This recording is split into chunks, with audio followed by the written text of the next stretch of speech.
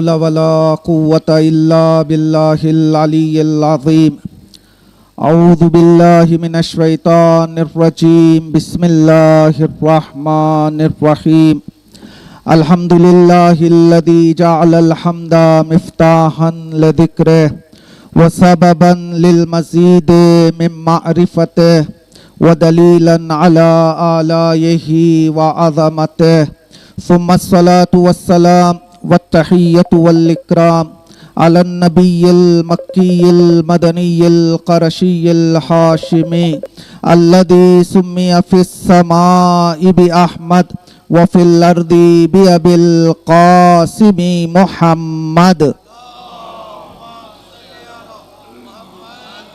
وعلى آله الطيبين الطاهرين المعصومين سيما بقية الله في الأرضين روحي وأرواح العالمين لتراب مقدمه الفداء ولعنة الدائمة على أعدائهم أجمعين من لحظتنا هذه إلى لقاء يوم الدين أما بعد فقد قال الله تبارك وتعالى في كتابه المبين وقوله الحق وهو أصدق الصادقين بسم الله الرحمن الرحيم ولنبلونكم بشيء من الجوع والخوف ونقص من الأموال والأنفس والثمرات وبشر الصابرين الذين إذا أصابتهم مصيبة قالوا إنا لله وإنا إليه راجعون أولئك عليهم صلوات من ربهم ورحمة وأولئك هم المهتدون صلوات پڑھے محمد والے.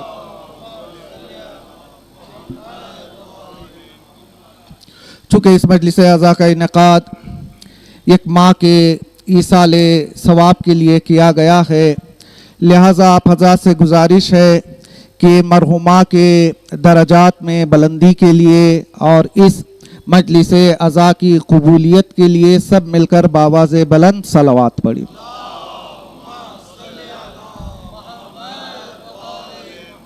دامن وقت میں زیادہ گنجائش نہیں، میں کوشش کروں گا کہ اپنی معروضات بہت ہی مختصر کروں اور بہت ہی مختصر وقت میں کچھ مختصر اور مفید معلومات آپ کے حوالے کروں. سورہ بقرہ کی ورس نمبر 155 156 157 کی تلاوت کا شرف حاصل کیا ہے.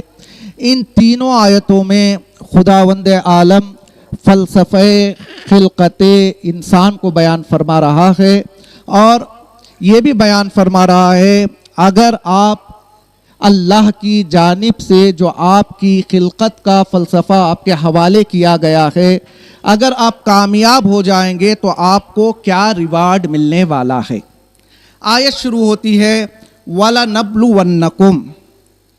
ہم شور یعنی آیت میں 3 مرتبہ تاکید ہے کہ ہم بالضرور تمہیں بلا میں مبتلا کریں گے. اب یہاں پر رک کر میں بلا کے معنی کو واضح کروں، پھر اپنی گفتگو کو آگے بڑھانے کی کوشش کروں گا. دیکھیں، بلا اردو میں ہم سمجھتے ہیں بلا کا مطلب کوئی بری چیز ہے، لیکن عربک میں بلا کا وہ معنی نہیں ہے جو ہم اردو میں استعمال کرتے ہیں. عربک میں بلا کہتے ہیں ٹیسٹ لینے کو، امتحان لینے کو، آزمائش کو.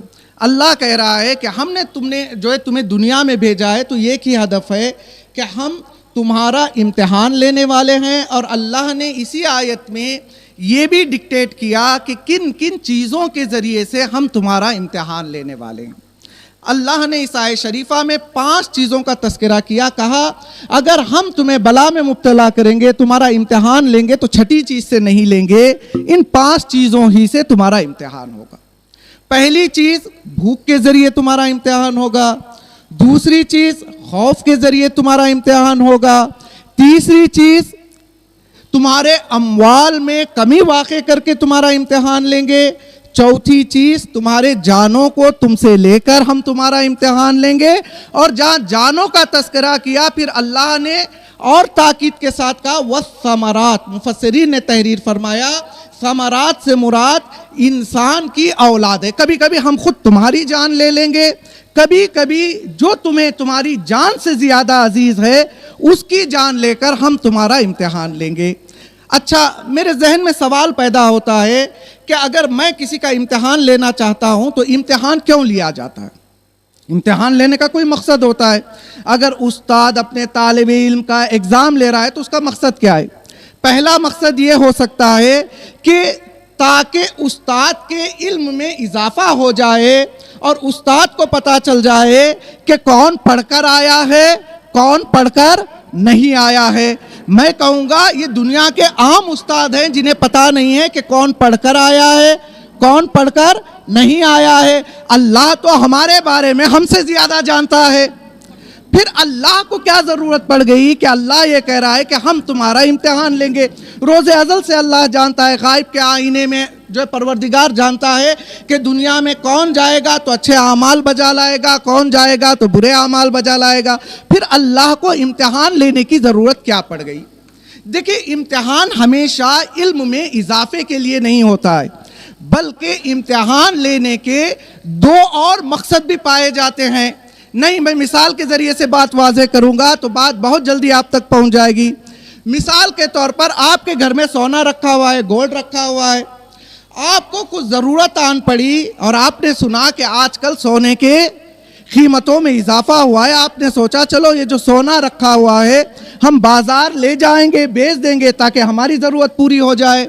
आप अपना सोना लेकर सुनार के यहाँ गए, सुनार ने आपसे पूछा ये आपका सोना कितने कैरेट का है? आपने मिसाल के तौर पर कहा 22 कैरेट का है, लेकिन सुनार को जो है तजुर्बा है, उसने देखते ही पहचान लिया कि यह आपका सोना 22 कैरेट का नहीं है बल्कि 14, 15, 16 कैरेट का है। अगर वो आपके मुंह पे कहे कि आपका सोना कम कीमत का है तो आप मानेंगे नहीं, आप उससे झगड़ा करने लगेंगे। सुनार क्या करेगा? ये कसौटी को निकालेगा, आपके सोने को लेगा, कसौटी पर घिसता जाएगा और जैसे जैसे सुनार कसौटी पर आपके सोने को घिसता जाएगा खुद ब खुद आपको पता चल जाएगा कि आपका सोना कितने पानी में है। नहीं, मिसाल को बदलिए, आपके पास ज्यादा पैसा है, आप सोना खरीदना चाह रहे हैं, आप दुकान में सोना खरीदने के लिए गए, दुकानदार ने आपको सोना बताया, कहा कि ये मेरा सोना 24 कैरेट का है, लेकिन आपको शक हुआ, पता नहीं दुकानदार सही बोल रहा है, सही नहीं बोल रहा है। अब जैसे ही आपके चेहरे पर इस्तिराब रूनुमा हुआ, दुकानदार ने पहचान लिया भाई इन्हें शक हो रहा है, फिर वह कसौटी निकालेगा, फिर वो सोने को घिसेगा। जैसे जैसे वो सोने को घिसते जाएगा आपको पता चल जाएगा कि दुकानदार सच्चा है। पहले मरहले में आप सोना बेचने के लिए गए, यहाँ पर ऐसा नहीं था कि सुनार को आपके सोने के बारे में इल्म नहीं था, इल्म उसे पहले से था। आपको ये बताने के लिए कि आपका सोना कितने पानी में है उसने कसौटी का सहारा लिया। दूसरे मरहले में भी सुनार को पता है कि मेरा सोना कितना खरा है, बस वो आपको आपके सोने की अहमियत बताने के लिए कसौटी पर सोने को घिसने लगा। बिल्कुल इसी तरह से अल्लाह सुब्हानहू ताला को हर चीज का इल्म है। हम जैसे नाकिस बंदों का इम्तिहान अल्लाह इसलिए लेता है ताकि हमें हमारे नक्स का एहसास हो जाए। और जहन में सवाल पैदा होता है अल्लाह अनबिया इमामों का इम्तिहान क्यों लेता है? इमामों का इम्तिहान इसलिए लेता है ताकि उनके कमाल से दुनिया को मुतारफ करा दिया जाए। हर हाल में अल्लाह सुब्हानहू व तआला इम्तिहान लेता है। कभी कभी हम जैसे नाकिस बंदों का इम्तिहान लेता है ताकि हमें पता चल जाए कि हम कितने पानी पर ठहरे हुए हैं। और कभी कभी अल्लाह सुब्हानहू व तआला अनबिया का, औलिया का इम्तिहान लेता है ताकि दुनिया को बताया जाए कि ये कितने ज्यादा कमाल पर फाइज हैं। अच्छा, अल्लाह कह रहा है कि हम तुम्हारा इम्तिहान जरूर लेंगे। अगर अल्लाह इम्तिहान ले रहा है तो आप इंसाफ से बताइए, मिसाल के तौर पर मैं बच्चों का मैथ्स का एग्जाम रख दूं, बच्चों से कहूं कि खाली हाथ आओ اور ایگزام ہال میں بٹھا دوں اور بچوں سے کہوں کہ آپ یہاں پر بڑے بڑے ڈیاگرام جو ہے بنا کے بتائیے، بچے کہیں گے کہ ہم امتحان کے لیے تیار ہیں. لیکن امتحان صرف ذہن کی معلومات سے نہیں ہوتا، بلکہ جس طرح کا امتحان ہوتا ہے اس طرح کے وسائل بھی فراہم کرنا ضروری ہوتا ہے.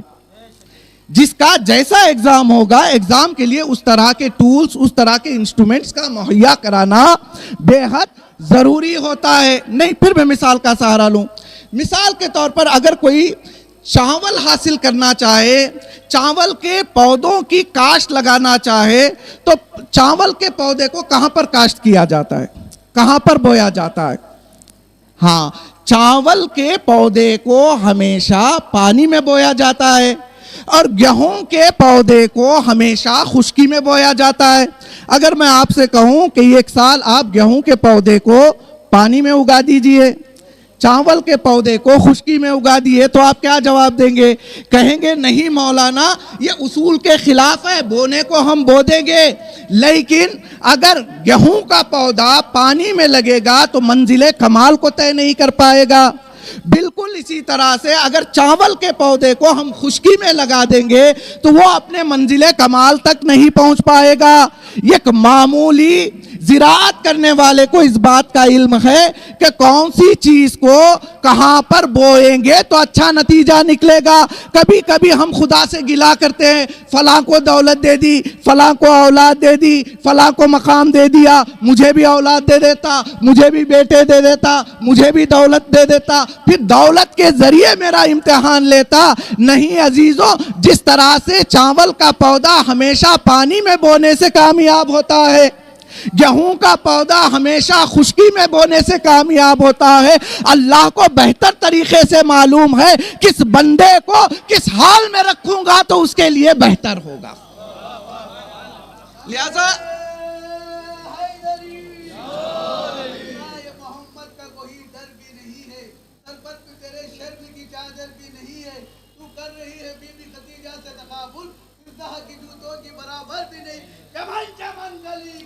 علی علی علی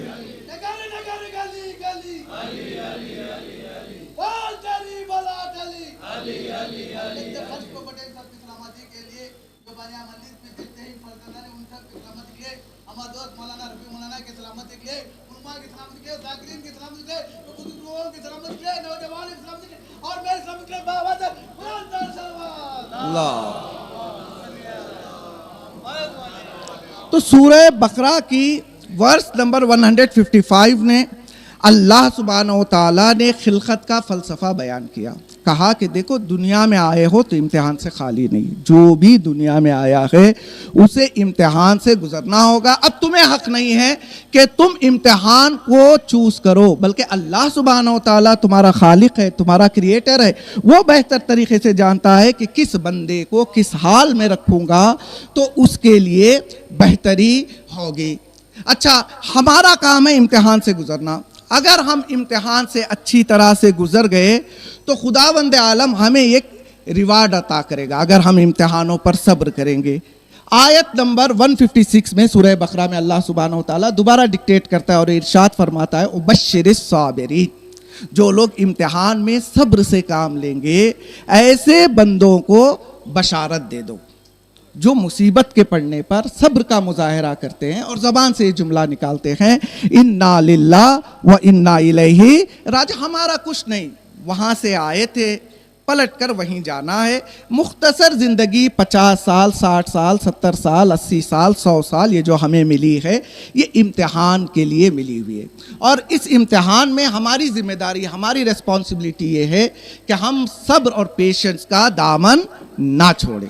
دیکھیں، صبر اتنی بڑی چیز ہے کہ تقریباً قرآن مجید میں 100 سے زیادہ مقامات پر اللہ نے صبر کا تذکرہ کیا ہے اور صبر کو بڑی بڑی چیزوں کے ساتھ رکھا ہے. مثال کے طور پر کہا استعینوا بالصبر والصلاۃ، تم مدد حاصل کرو نماز سے اور صبر سے، یا وتواصوا بالحق وتواصوا بالصبر، یعنی حق کے ساتھ اللہ سبحانہ و تعالیٰ نے صبر کو رکھا ہے. اچھا، علماء تحریر فرماتے ہیں کہ انسان کے کامیابی کی جو ماسٹر کی ہے اس کا نام پیشنس اور صبر ہے. اور دلیل کے طور پر علماء یہ بیان فرماتے ہیں کہ جب بندہ اس دنیا میں امتحان دے دے گا، برزخ کے مراحل ہوں گے، محشر کے مراحل ہوں گے، پل صراط کے مراحل ہوں گے، تمام مراحل کو پار کرتے ہوئے جب وہ جنت کے دروازے پر پہنچے گا تو فرشتے ایک جملے کے ذریعے سے ان کا ویلکم کریں گے. یہ نہیں کہیں گے کہ تمہارا ویلکم ہے کہ تم نے نماز زیادہ پڑھی، تم نے روزہ زیادہ رکھا، تم نے غریبوں کی مدد زیادہ کی، نہیں، بلکہ فرشتہ یہ کہہ کر جنت کے دروازے پر مؤمنین کا ویلکم کرے گا، سلام علیکم بما صبرتم، تم پر سلام ہو. سلام اس لیے چونکہ تم نے دنیا میں زیادہ صبر سے کام لیا ہے. صبر سے کام لینے کا جہاں بھی تذکرہ ہوتا ہے، عام طور پہ ہم سوچتے ہیں کہ کوئی مصیبت آ جائے تو ہماری ذمہ داری ہے کہ ہم صبر سے کام لیں. نہیں، بلکہ علماء نے 10 موارد، 10 سٹیجز ایسے بیان کیے ہیں کہ جہاں پر انسان کو صبر کرنے کی ضرورت ہے. 2-3 مراحل کی طرف میں اشارہ کروں گا، پھر انشاءاللہ آپ کی زحمت تمام. پہلا مرحلہ دیکھیں، صبر در اطاعت. انسان اللہ کا اوبیڈینٹ بننا چاہتا ہے، اللہ کا اطاعت گزار بننا چاہتا ہے، تو اطاعت گزار بننا بھی آسان نہیں ہے، بلکہ اس کے لیے بھی صبر کی زیادہ ضرورت ہوتی ہے. آپ نے دیکھا ہوگا مسجد میں کچھ لوگ ہوتے ہیں جنہیں اتنا صبر نہیں ہے، کون جائے گا مسجد میں آدھا گھنٹہ بیٹھے گا، یہیں پر صبر ٹوٹ جاتا ہے. کچھ لوگ مسجد تک پہنچ جاتے ہیں، نماز پڑھ لیتے ہیں، ابھی مولانا نے اللہ اکبر اللہ اکبر اللہ اکبر کہا، یہ بھی سجدگاہ اٹھا کے باہر چلے جاتے ہیں، چونکہ صبر ان کا اتنا ہی ہوتا ہے. کچھ وہ لوگ بھی ہوتے ہیں جو مسافہ تک ٹہرتے ہیں، یعنی اللہ کی اطاعت میں، اللہ کے اوبیڈینس میں اگر آپ جانا چاہتے ہیں تو اس کے لیے بھی صبر کی ضرورت ہے. اور کبھی کبھی صبر کی ضرورت ہوتی ہے گناہوں سے بچنے کے لیے. دیکھیں، گناہوں سے بچنا آسان نہیں ہے. اللہ نے انسان کو اس طرح سے کریٹ کیا ہے کہ بڑا عجیب ہے یہ انسان. مثال کے طور پر اللہ نے فرشتوں کو خلق کیا تو صرف اور صرف ان کے اندر خیر کو رکھا. حیوانوں کو خلق کیا تو ہر حیوان کے اندر 2-4 خصوصیات رکھ دی، 5ویں خصوصیت وہ چاہے تب بھی ان کے اندر آ نہیں سکتی. مثال کے طور پر کتا کسی کو دیکھے گا بھونکے گا یا مالک کی وفاداری کرے گا. لومڑی ہمیشہ اپنے مقصد کے بارے میں سوچے گی. شیر جہاں پر گوشت دیکھتا ہے ہمیشہ وہ حملہ کرتا ہے. اگر گوشت کو دیکھ کر شیر آ کر حملہ کرے تو شیر سے یہ نہیں کہہ سکتے کہ تم نے غلط کیا، چونکہ اس کی فطرت ہی یہی ہے، اس کا نیچر ہی یہی ہے. اللہ نے اسی طرح سے اسے کریٹ کیا ہے کہ جہاں پر وہ گوشت کو دیکھے اپنے آپ کو آگے بڑھائیں. فرشتے ہمیشہ اچھائیوں میں دکھیں گے. اسی لیے اگر کوئی انسان ہمیں مل جائے جس کی صفات اچھا ہو تو ہم اس کی تعریف کرتے ہیں کہ یہ فرشتہ صفت آدمی ہے، ان کے اندر سے شر صادر ہونے والا نہیں ہے. لیکن اللہ نے انسان کو ایسے بنایا ہے کہ ایک طرف سے خیر کے محرکات بھی اس کے اندر رکھے، ایک طرف سے شر کے محرکات بھی اس کے اندر رکھے. اور انسان کے اندر یہ کیپیسٹی ہے کہنے کو میری ایک شکل ہے، لیکن میں چاہوں تو اپنی ایک شکل کو 1000 چہروں میں بدل سکتا ہوں. اور انسان کی فطرت یہی ہے، انسان اگر اس کے مطلب میں ہو تو کبھی شیر بن جاتا ہے، کبھی لومڑی بن جاتا ہے، کبھی کتا بن جاتا ہے، کبھی بلی بن جاتا ہے یا نہیں؟ لہٰذا انسان کو چاہیے کہ اگر وہ چاہتا ہے کہ اپنے آپ کو حیوانی صفات سے دور رکھے اور اللہ کی اطاعت میں زندگی بسر کرے تو اس کے لیے بھی صبر کی ضرورت ہے. اچھا، کبھی دوسروں کی مدد کرنے کے لیے بھی صبر کی ضرورت ہے. ایسے ہی انسان اپنے جیب سے کچھ نکال کر دوسروں تک نہیں پہنچاتا ہے. نہیں، میں بات کو پہنچانے کے لیے یہاں پر ایک مختصر سی داستان بیان کروں گا، پھر انشاءاللہ اپنی بات کو آگے بڑھاؤں گا. دیکھیے، سب کے گھروں میں مفاتیح الجنان موجود ہے نہیں ہے؟ سب کے گھروں میں ہے بھئی مفاتیح الجنان. یہ جو کتاب ہے مفاتیح الجنان کے مؤلف اور آتھر کون ہے اگر میں آپ سے پوچھوں؟ شیخ عباس قمی ہے. شیخ عباس قمی کے ایک استاد ہوا کرتے تھے، ان کا نام ہے شیخ عباس نوری. انہوں نے اپنی زندگی میں کتاب تحریر فرمائی، کتاب کا نام رکھا دار السلام. اچھا، یہ شیخ عباس قمی تحریر فرماتے ہیں اپنی ایک کتاب منازل الاخرہ میں کہ میں نے اپنی استاد کی کتاب دارالسلام پڑھی، میں نے کتاب نہیں دیکھی، وہ تحریر فرماتے ہیں میں نے اپنے استاد کی کتاب پڑھی، میرے استاد نے اپنی کتاب دارالسلام میں ایک واقعہ تحریر فرمایا۔ یہ جو پوری کتاب تھی دارالسلام، اس کا کانٹینٹ یہ تھا کہ جو بزرگ علماء اس دنیا سے چلے گئے، خواب میں آ کر وہ جو اپنے دوستوں سے وہاں کے حالات بیان کرتے تھے، ان حالات کو انہوں نے کتاب میں جمع کیا اور کتاب کا نام رکھا دارالسلام۔ شیخ عباس قمی تحریر فرماتے ہیں میرے استاد شیخ عباس نوری نے اپنی کتاب دارالسلام میں یہ داستان تحریر فرمائی ہے کہ ایک دن میرے استاد شیخ عباس نوری نے خواب میں اپنے ایک دوست کو دیکھا کہ جن کا نام مرزا خلیل تہرانی تھا، تہران کے رہنے والے تھے، نام مرزا خلیل تھا۔ اب یہ مرزا خلیل کو ان کے استاد خواب میں دیکھتے ہیں کہ مرزا خلیل جنت کے محلوں کے مالک بن چکے ہیں۔ اب یہ مرزا خلیل سے پوچھتے ہیں کہ اچھا دوست، تمہاری حالت تو اچھی ہے وہاں پر، ذرا مجھے بتاؤ کہ اللہ سبحانہ و تعالیٰ نے بڑے بڑے پیلیسز جو تمہیں عطا کیے ہیں یہ کس وجہ سے عطا کیے ہیں؟ کیا تمہاری نماز کی وجہ سے؟ کہا نہیں، نماز کا ریوارڈ بھی ملے گا، ابھی نہیں ملا ہے۔ روزے کی وجہ سے؟ نہیں۔ کیا تم نے حوزے میں پڑھائی کی تھی اس لیے؟ نہیں۔ کیا تم نے دوسروں کو پڑھایا تھا؟ نہیں۔ کیا تم نے مجالس پڑھی تھی؟ نہیں۔ یہ سارے ریوارڈ ہیں، ابھی اس کی نوبت نہیں آئی ہے۔ اب یہ خواب میں بتاتے ہیں میں نے زندگی میں ایک چھوٹا سا عمل انجام دیا تھا، اس عمل کے بدلے میں اللہ سبحانہ و تعالیٰ نے مجھے جنت میں یہ محلات دیے ہیں۔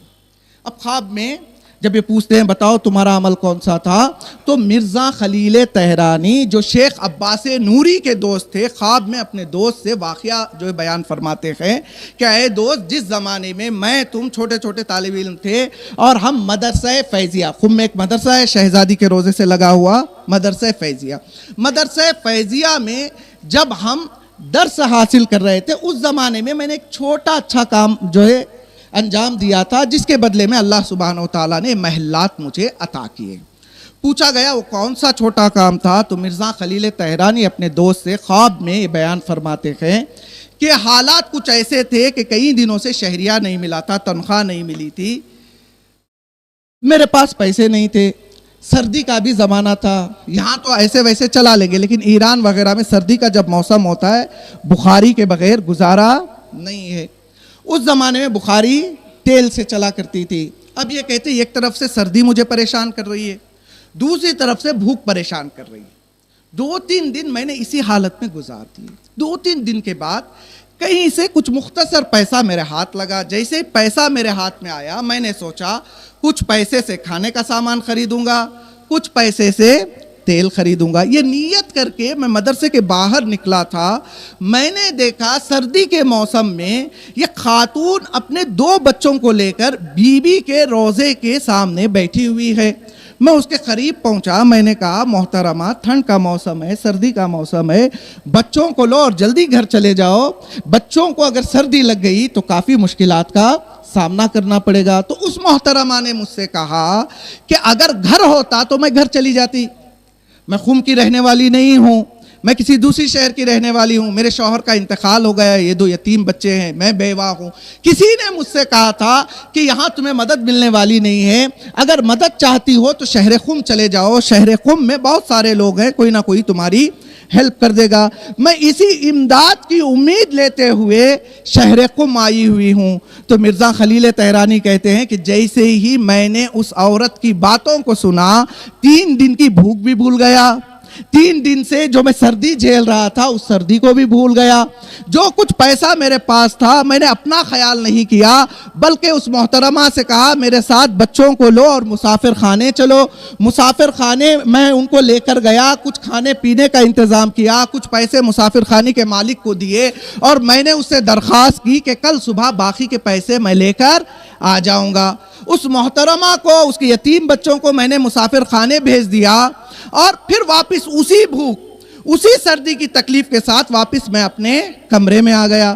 اب رات بھر ایک طرف پھر جو ہے بھوک ستا رہی ہے، پھر سردی ستا رہی ہے، تیسرا ٹینشن بھی بڑھ گیا ہے، صبح اٹھ کر مسافر خانے میں اس کا پیسہ بھی دینا ہے۔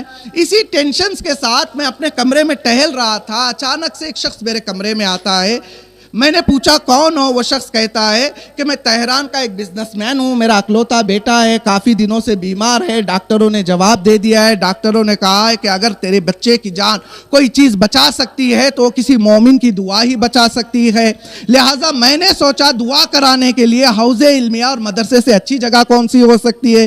جب میں یہاں پر پہنچا، رات کا وقت ہے، میں نے دیکھا سب لوگ اپنے اپنے چراغوں کو گل کر کے اپنے اپنے کمروں میں سو رہے ہیں، صرف تمہارا کمرہ نظر آیا کہ جس کی چراغ جل رہی تھی، لہٰذا میں دعا کرانے کے لیے تمہارے پاس آیا ہوں۔ اب یہ کہتے ہیں کہ میں نے سوچا کہ ابھی جو رات کا وقت بھی ہے، اتنی امید کے ساتھ، اتنی سنسیئرٹی اور اتنے خلوص کے ساتھ وہ میرے پاس آیا ہے تو اسے واپس بھیجنا اچھا نہیں ہے۔ میں نے پانی لیا، میں تو طالب علم تھا، مجھے کچھ بڑا پڑھنا نہیں آتا تھا، اس کے اخلاص کو دیکھ کر میں نے 7 مرتبہ سورہ حمد پڑھا، اس پر دم کیا، میں نے کہا جاؤ اگر خدا چاہے تو تمہارے بچے کو شفا مل جائے گی۔ وہ شخص چلا گیا، پھر میں اپنے بھوک کی حالت میں کمرے میں ٹہلتا رہا اور صبح کی نماز کے قریب واپس وہی شخص میرے کمرے کی طرف چلا آ رہا تھا۔ اب حالت بدلی ہوئی تھی، اس سے پہلے خالی ہاتھ آیا تھا، ابھی ہاتھ میں ایک چھوٹا سا بریف کیس تھا۔ وہ شخص میرے کمرے میں آتے ہی کہتا ہے مرزا خلیل تہرانی، تم نے کیا پڑھ دیا؟ جو کام بڑے بڑے ڈاکٹروں سے نہیں ہوا وہ تمہارے یہ پانی نے کر دکھایا۔ دیکھیں کبھی کبھی پڑھنے کے لیے بڑی بڑی دعاؤں کی ضرورت نہیں ہوتی ہے بلکہ اخلاص کی ضرورت ہوتی ہے۔ اس کے بچے کو جو شفا ملی نا، ان کے خلوص کی وجہ سے ملی۔ اب یہ کہتے ہیں میں چاہتا ہوں کہ یہ مختصر پیسہ جہاں میں نے بڑے بڑے ڈاکٹروں کو بڑا پیسہ دے دیا، میں چاہتا ہوں چھوٹا سا نذرانہ تم قبول کرو۔ ابھی مرزا خلیل تہرانی کہتے جیسے ہی پیسہ مجھے ملا، پھر میں بھوک کو بھول گیا، پھر سردی کو بھول گیا، میں دوڑتے ہوئے مسافر خانے پہنچا، اس محترمہ سے کہنے لگا تمہیں اب مسافر خانے میں رہنے کی ضرورت نہیں ہے، اللہ نے اتنے پیسوں کا بندوبست کر دیا ہے کہ میں تمہارے لیے شہر قم میں ایک گھر خرید کے دوں گا۔ اب یہ خواب میں کہتے ہیں شیخ عباس نوری، یہ جو جنت میں پیلیسز اور محلات ملے ہوئے ہیں، یہ میرے نماز کی وجہ سے نہیں، روزے کی وجہ سے نہیں، تبلیغ کی وجہ سے نہیں، بلکہ صرف اور صرف اس محترمہ کے لیے یہ ایک رات جو کچھ میں نے کیا تھا اس کے بدلے میں اللہ نے یہ سب کچھ عطا کیا۔ لہٰذا انسان کی ذمہ داری ہے کبھی بھی کثرت عمل پر ناز نہ کریں کہ میں 4 حج پہ جا کے آیا، میں 5 حج، میں سال میں 4 مجلس کراتا ہوں، 50 مجلس کراتا ہوں، نماز شب ترک نہیں کرتا ہوں، ہمیشہ مسجد میں رہتا ہوں۔ اچھی بات ہے، ہونا چاہیے، لیکن ناز کرنا یہ ہماری ذمہ داری نہیں ہے۔ پتہ نہیں بڑے بڑے عمل ہمارے ضائع ہو جائیں اور زندگی میں کوئی ایک عمل، آپ یقین کیجئے جب ہم دوسری دنیا میں پہنچیں گے تو یہ جو ہمیں یاد رہ گئے ہیں وہ اعمال ہمارے کام نہیں آئیں گے، بلکہ جن کاموں کو ہم نے انجام دے کر بھلاپے کے سپرد کر دیا ہے وہی ہمارے نجات کا سامان بنے گی۔ لہٰذا انسان کی ذمہ داری ہے ہر چیز میں، دامن میں گنجائش نہیں، میں بس اپنی گفتگو کو سمیٹ رہا ہوں، ہر چیز میں انسان کی ذمہ داری اور ریسپانسبلٹی ہے کہ انسان صبر کے ساتھ اپنی ذمہ داری کو پورا کرے۔ اللہ سبحانہ وتعالیٰ نے زیادہ ذمہ داریاں نہیں دی ہیں، انسان کے حوالے 2 طرح کی ذمہ داریاں دی ہیں۔ کبھی کبھی انسان ایک ذمہ داری پوری کرتا ہے، دوسری ذمہ داری میں سست پڑ جاتا ہے، کبھی کبھی دوسری ذمہ داری اچھی طرح سے انجام دیتا ہے، پہلی ذمہ داری میں سست پڑ جاتا ہے۔ نہیں، 2 ذمہ داریاں۔ پہلی ذمہ داری اللہ اور ہمارے درمیان کچھ ڈیوٹیز ہیں کہ جنہیں ہمیں انجام دینا ہوگا۔ نماز یہ کسی دوسرے کے لیے نہیں نا، میرا اور میرے پروردگار کا معاملہ ہے۔ روزہ، حج، زکوٰۃ، یہ سارے وہ چیزیں ہیں جو میرے اور میرے پروردگار کے درمیان ہیں۔ تو ایک پارٹ وہ ہمارے اوپر ذمہ داریاں ہیں جو میرے اور میرے پروردگار کے درمیان ہیں، اور دوسرا پارٹ میرے اور میرے ساتھ زندگی بسر کرنے والوں کے ساتھ میرا کیسا رویہ ہے، یہ میری ذمہ داری ہے۔ اسی لیے علماء تحریر فرماتے ہیں مفاتیح جنان میں جو کچھ ہے پارٹ 1 ہے، اس میں اللہ اور ہماری ذمہ داریاں بیان کی گئی ہیں، لہٰذا ضرورت ہے ایک دوسری مفاتیح جنان لکھی جائیں کہ جس میں بندوں کو دوسرے بندوں کے حقوق کو سمجھایا جائے۔ دیکھیں انسان اگر ایک معاشرے میں زندگی بسر کرتا ہے تو میں گھر میں بیٹھ کر تو زندگی بسر نہیں کرتا۔ پہلے گھر ہے تو گھر میں ماں ہے، باپ ہے، بھائی ہیں، بہن ہیں، پڑوسی ہیں، دوست ہیں، اساتذہ ہیں، معاشرے کے بڑے حضرات ہیں، ہے یا نہیں؟ اور ہر انسان کا دوسرے انسان کے لیے کوئی نہ کوئی وظیفہ ضرور ہے۔ مثال طور پر میں نے آپ کو کبھی نہیں دیکھا، آپ کے اور میرے درمیان بھی کوئی نہ کوئی ذمہ داری ضرور ہے. جو ذمہ داری آپ کی میرے اوپر ہے مجھے ادا کرنا چاہیے, جو ذمہ داری میری آپ کے اوپر ہے وہ آپ کو ادا کرنا چاہیے. جب اللہ سبحانہ و تعالیٰ نے دوسرے پارٹ کا آغاز کیا تو سب سے پہلی ذمہ داری جو اللہ سبحانہ و تعالیٰ نے بندوں کے کاندھوں پر رکھی وہ ذمہ داری کیا تھی؟ وَقَضَىٰ رَبُّكَ أَلَّا تَعْبُدُوا إِلَّا إِيَّاهُ وَبِالْوَالِدَيْنِ إِحْسَانًا. جب بندوں کی بات آتی ہے بہت ساری ذمہ داریاں ہیں. کبھی کبھی انسان دوسری ذمہ داریوں میں اتنا محو ہو جاتا ہے, یہ جو پرائمری ذمہ داری ہے اس کا خیال ہی نہیں آتا. معاشرے میں بڑے سوشل سروسر ہیں, یہ بڑی خدمت کرنے والے ہیں, یہ دوسروں کی مدد کرنے والے ہیں. نہیں, سب سے پہلے انسان کے کامیابی کا سرٹیفکیٹ حاصل کرنا ہے تو وہ اس کے والدین دے سکتے ہیں. اللہ نے کہا وہ بالوالدین احسانہ, پہلی ذمہ داری والدین کے ساتھ احسان کرو. احسان پھر وہی بات آ گئی, جس طرح بلا کا معنی ہماری بلا کا نہیں ہے ویسے احسان کا معنی بھی ہمارے والے احسان کا معنی نہیں ہے. اردو میں احسان کسے کہتے ہیں؟ مثال کے طور پر آپ نے مجھے ضرورت کے وقت 5,000 دیے, پھر آپ کو ضرورت پڑی, آپ نے مجھے کال کیا کہ مولانا آج کل ویسے قرضہ کوئی دیتا نہیں ہے, لوگوں کی بخیلی دوسری طرف, لیکن جو لوگ قرضہ لیتے ہیں نا انہیں بھی ادا کرنے کا خیال نہیں ہوتا. 2-4 لوگ ایسا کرتے ہیں, ضرورت پڑ جائے سب کہتے ہیں نہیں بھئی اب جو ہے نہ قرضہ دینا ہے نہ 5 سال 10 سال اس کے پیچھے ٹہلنا ہے. نہیں, جیسے انہوں نے مجھے 5,000 دیا مجھے 5,000, ان کو ضرورت پڑی, میں واپس لے گیا تو انہوں نے مجھ سے کہا مولانا آپ نے اچھے وقت میں دیا, آپ کا احسان ہے. میں کہوں گا احسان کیسا بھائی؟ احسان وہاں ہوگا جب میرا استحقاق نہ ہو, جب میں حقدار نہ ہوں پھر بھی مجھے عطا کیا جائے تو وہاں احسان کا لفظ صحیح ہوگا. یہ تو آپ کا پیسہ ہے, یہ تو آپ کا پیسہ ہے, میں آپ کو جو ہے واپس لوٹا رہا ہوں, اس میں احسان کی کوئی بات نہیں ہے. اللہ کیا کہہ رہا ہے؟ وَبِالْوَالِدَيْنِ احسانہ. والدین کے لیے کوئی کام کرو تو یہ نہ سوچو کہ تم نے والدین پر کوئی ایسا حق ادا کر دیا ہے کہ جس کے وہ حقدار نہیں تھے. ایسا بالکل سوچنا نہیں چاہیے. اور احسان کا مطلب عربک میں احسان حسن سے لیا ہے. حسن کہتے ہیں کسی کام کو خوبصورتی کے ساتھ انجام دینا.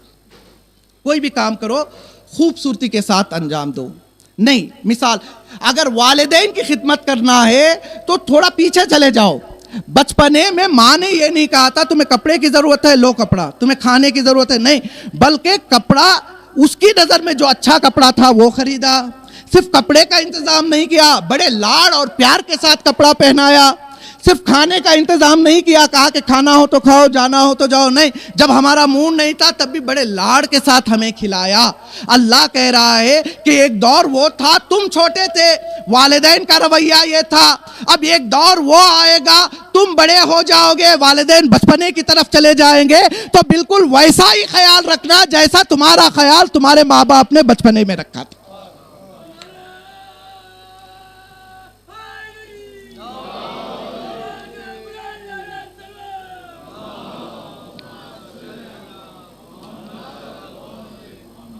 وَبِالْوَالِدَيْنِ احسانہ. ایک ماں کے ایصال ثواب کی مجلس ہے. مرحومہ کے بارے میں میں نے سنا کہ وہ ایک عبادت گزار بھی تھی, پارسا خاتون تھی, اور سب سے نمایاں جو آپ کی خصوصیت تھی کہ مرحومہ نے اپنے بچوں کی اچھی پرورش کی تھی. میں یہاں کے بچوں کو تو جو ہے نہیں جانتا, علی پور میں جو آپ کے ساتھ تھے مرحوم رفعت صاحب, ان سے میری کافی اچھی جو ہے, ہم جو ہے چھوٹے چھوٹے بچے تھے لیکن ہمارے والدہ کی طرف سے بھی رشتہ ہے, میں بھانجا ہوتا, اور والد کی طرف سے بھی ہمارا ایک ہی خاندان ہے. جہاں بھی میں ملتا وہ مجھے روک لیتے, پیار کرتے, محبت کرتے. اگر دکان کے قریب مل گئے تو کوئی چیز, اسے کہتے صلہ رحمی. صلہ رحمی اللہ جو کرے نا, صلہ رحمی کرنے کے لیے یہ نہیں کہ آپ کے پاس زیادہ ہوگا زیادہ دیں گے تو صلہ رحمی ہوگی, نہیں, جو کچھ ہے اسی میں. رسول کا جو ہے فرمان ہے کہ اگر صلہ رحمی کرنا ہو تو آپ کے پاس جو ہے کچھ بھی نہیں ہے تو سلام کے ذریعے سے صلہ رحمی کرو, احوال پرسی کے ذریعے سے صلہ رحمی کرو. مرحومہ نے بچوں کی بہت اچھی پرورش کی تھی, اور مرحومہ کی جو اچھی کوالٹی تھی کہ 3 بچے مرحومہ کے سامنے اس دنیا سے چلے گئے, اور مرحومہ نے صبر کا مظاہرہ کیا. ایک بچے کی موت پر صبر کرنا مشکل ہے، لیکن مرحومہ نے تین بچوں کی موت پر صبر کیا۔ انشاءاللہ ہم سب مل کر دعا کرتے ہیں کہ مرحومہ نے جو اس دنیا میں صبر کیا ہے اس کی جزا خداوند عالم بہشت میں عطا کرے، اور جنت کے دروازے پر فرشتے یہی کہہ کر سلام جو ہے کرے کہ سلام علیکم بما صبرتم، اے مرحومہ تم نے دنیا میں صبر کیا ہے تو آج ہم تمہیں جنت میں داخل کر رہے ہیں تمہاری صبر کی وجہ سے۔ صبر ایک عظیم جو ہے منزل ہے۔ ایران کے ایک مشہور آیت اللہ تھے، آیت اللہ مرحوم سید گل پیگانی، ابھی جو ہیں وہ آیت اللہ جو ہے صافی گل پیگانی ہے، ان کے سسر تھے سید گل پیگانی۔ ان کے بارے میں ملتا ہے کہ ان کی زندگی میں جوان بیٹے کا انتقال ہو گیا، جنازہ تیار کیا گیا۔ اب آقا کو آ کر لوگ تسلیت دینے لگے، بڑے عالم دین ہیں، علماء پہنچے، علماء نے کہا کہ ہم دعا کرتے ہیں کہ دھیرے دھیرے خدا آپ کے بچے کی محبت آپ کے دل سے نکال دے۔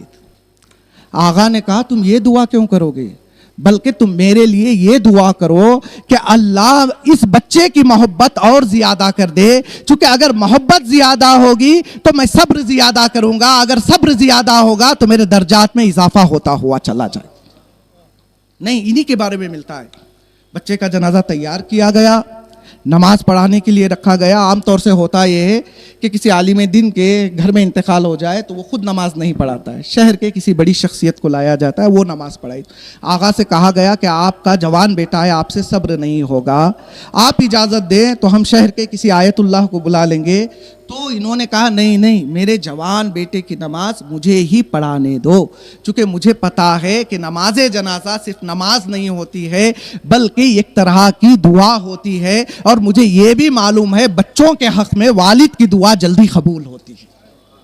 دیکھیں صبر کی یہ منزل ہے کہ جوان بیٹے کا جنازہ ہے اور بوڑھا باپ اس نیت سے نہیں کہ میں پڑھا دوں گا، بلکہ کہا اس نیت سے کہ میری دعا میرے بیٹے کے حق میں قبول ہو جائے۔ ماں جوان ہو چلی جائے تب بھی ماں ہے، ماں بوڑھی ہو چلی جائے تب بھی ماں ہو، ماں 20 سال کی بھی ماں ہوتی ہے، 50 سال کی ماں ہوتی ہے، 100 سال کی ہو تب بھی ماں ہوتی ہے۔ دیکھیں جانے میں فرق ہوتا ہے۔ مرحومہ کے بچوں سے میں کہوں گا خداوند عالم آپ کو صبر عطا کرے، لیکن پھر بھی مرحومہ نے اپنی پوری زندگی بسر کی، نارمل ایج کے حساب سے، نارمل طریقے سے اس دنیا سے گئی۔ چلیے میں آپ کو مدینے کے ایک گھر لے چلوں گا جہاں ماں کی عمر صرف 18 سال ہے، چھوٹے چھوٹے بچے اس ماں کے پاس ہیں، اور امت نے اتنے مظالم اس ماں پر ڈھائے ہیں کہ فاطمہ علی کو بٹھا کر وصیت کرتی ہے کہ اے علی میں جلدی ہی اس دنیا سے جانے والی ہوں، اے علی جب میں اس دنیا سے چلی جاؤں تو غسلنی فی اللیل وکفنی فی اللیل ودفنی فی اللیل، اے علی مجھے رات کی تاریکی میں غسل دینا، اے علی مجھے رات کی تاریکی میں کفن پہنانا، اے علی مجھے رات کی تاریکی میں دفن کرنا۔ لو عزادارو وہ وقت بھی آیا جب مولا شہزادی کی وصیت کے مطابق شہزادی کو غسل دے رہے تھے، غسل دیتے دیتے مولا نے ایک چیخ ماری، غسل سے فارغ ہوئے باہر نکلے، سلمان نے ہاتھوں کو جوڑا، مولا آپ تو فاتح خیبر و خندق ہیں، آپ نے یہ چیخ کیوں ماری؟ علی نے کہا سلمان فاطمہ اتنی بڑی صابرہ تھی، پہلو شکستہ ہو گیا، فاطمہ نے مجھے نہ الا لعنت اللہ علی القوم الظالمین سیعلم الذین ظلموا ای منقلب ینقلبون۔ بار الہ پروردگارہ تجھے واسطہ ہے محمد و آل محمد کا، ہمارے اس مختصر سے عمل کو قبول فرما۔ بار الہ پروردگارہ مرحومہ کے تمام گناہان صغیرہ و کبیرہ کو معاف فرما۔